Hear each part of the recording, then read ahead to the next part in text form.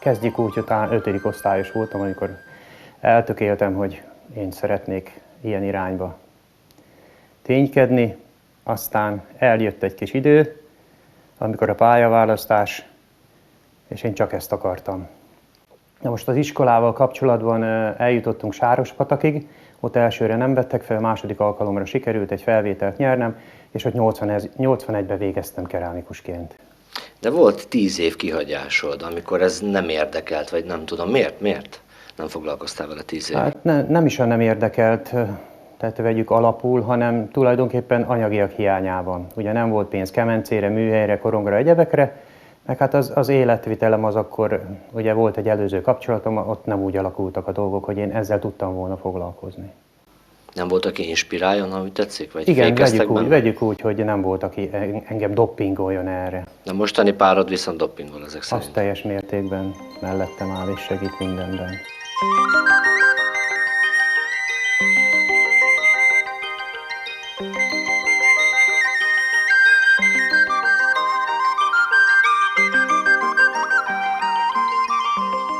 Megköszönöm Major Tímeának is, aki a hátteret biztosítja nekem ehhez. Tehát azt mondják mindig, hogy egy sikeres férfi mögött mindig áll egy nő. Attól kezdve azt hiszem, hogy az volt egy fordulópont az életemben, amikor újból ráéreztem az agyagnak az ízére, és onnantól kezdve aztán ugye csináltam egy kemencét magamnak, egy fafűtésest. Aztán lett korong, és akkor így kialakult sorba szépen. Visszatértem ahhoz, amit tulajdonképpen megtanultam.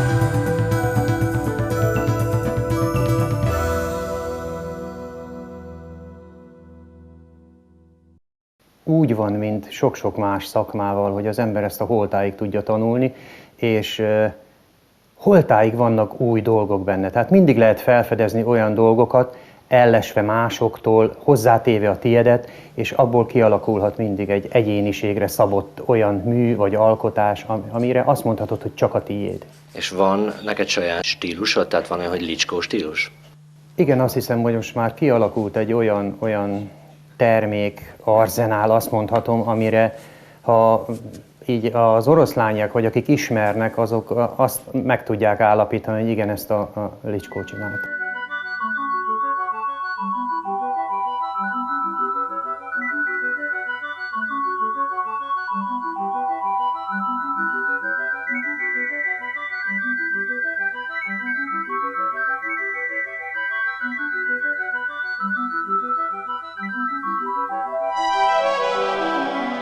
Ha valaki úgy igazán jártas ezekbe a népművészeti tájegységek dekorációiba, akkor ott nagyon-nagyon szépen föl tudja fedezni, hogy ez igen arról a vidékről származik. Magam próbálom ezeket kifejleszteni, természetesen hát nézek én más tájegységnek a dekorációit, de én aránylag elég gazdagnak és pazarnak ítélem meg a Sárospatakit. De ez egyébként az irodalomban le is van írva, hogy ők a leggazdagabbak motívum kincsben. Akkor amiket te használsz, azok főleg ezek a sárospataki motívumok? Igen, azt mondhatjuk, hogy abból alakultak ki, igen.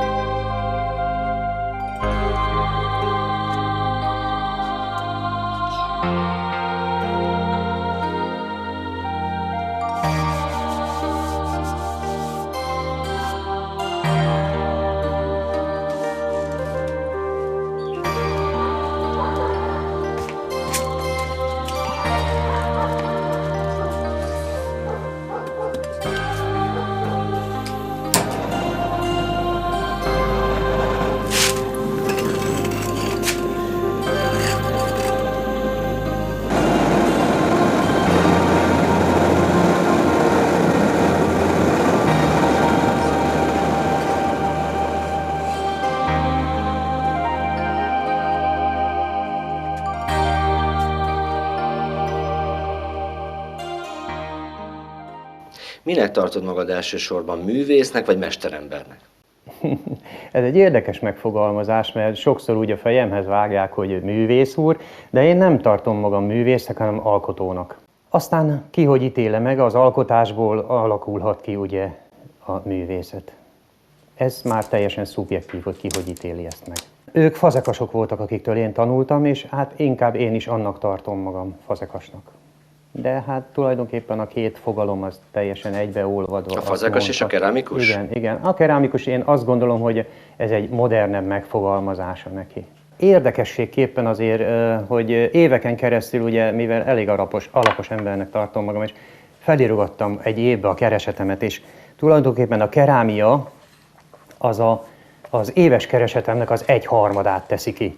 Tehát amikor elmész egy ilyen iparművészeti vásárra, vagy bárhol egy ilyen kipakolósra, akkor nem nagyon látogatják a standodat?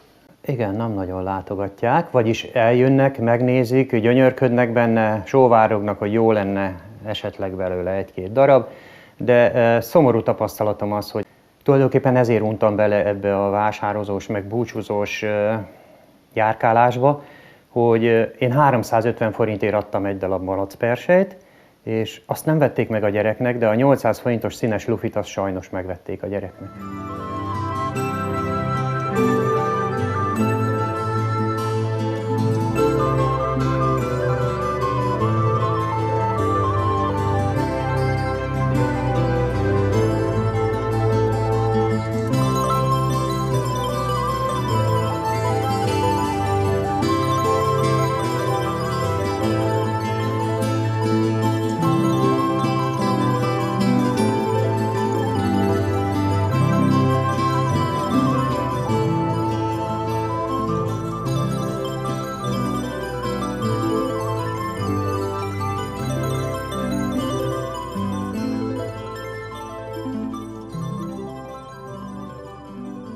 Felvidéken, Gútán, oda is eljártunk 12 évig egy alkotótáborba. Amikor legelőször elmentem ebbe az alkotótáborba, ott találkoztam a gerendás Norbert barátommal, akivel hát 1-2 ilyen faragást készítettünk, és aztán én is elkezdtem ugye itt-ott farigcsálni, vettem 1-2 vésőt, ezt-azt, és utána a Norbival 1-2 dolgot megcsináltunk, ami hát azt mondhatom, hogy elég jól sikerültek.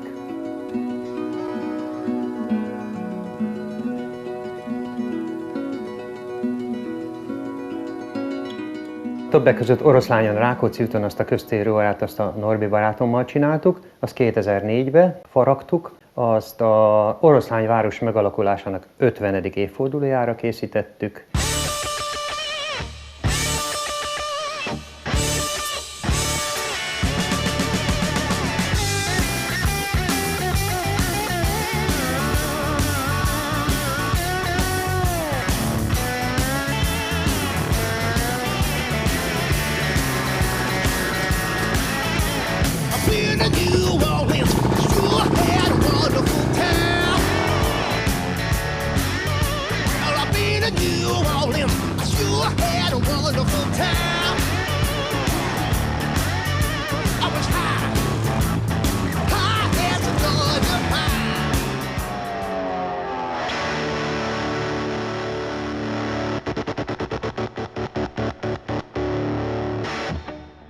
Kiírtad a műhelyedre, hogy üdvözlet a csodák szentélyében. Az neked egy ilyen barlang, ahová visszavonulsz egyébként?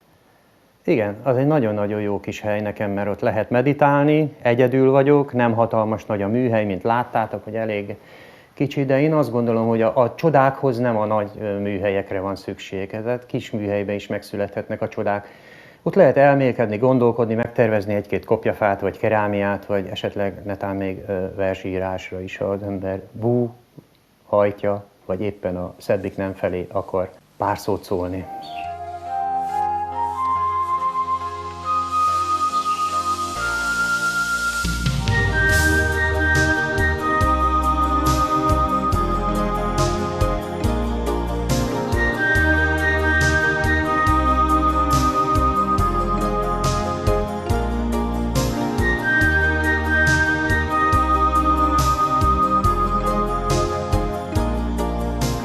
Elég jól tükrözi az én mentalitásomat és a hozzáállásomat az élethez, És azt gondoltam, hogy én szeretnék ebből átadni valamit valakiknek, akik ezt megnézik. Ugye ez a kiállítás egy nagyon jó alkalom volt arra, hogy esetleg többen bemennek, megnézik az alkotást, képet kaphatnak rólam, és magukba is befordulhatnak esetleg, hogy nyitottabb legyenek a világra. És tudod, ezekből sugárzik egy olyan derűs humor, ami úgy érzem, hogy az egész te személyiségednek is a része egyébként. Igen, ez így van. Hát valahol ez tükrözi vissza legjobban igen, a te igen. személyiségedet, ezek az alkotások. Én is azt gondolom, hogy ez tükrözheti azt, hogy én alapvetően egy vidám ember vagyok.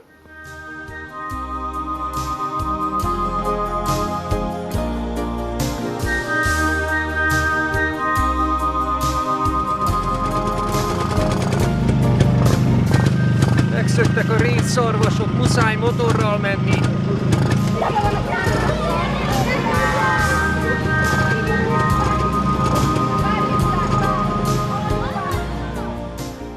Azt mondta, hogy nyitott ember vagy, és szeretsz közösségben lenni. Talán, ha van hitvallásod, az kapcsolható ehhez? Hát igen, kapcsolható hozzá, mert én azt gondolom, hogy szeretet nélkül nem tudunk élni, kapcsolatok nélkül nem tudunk élni, és a legfontosabb az, hogy szeressük egymást.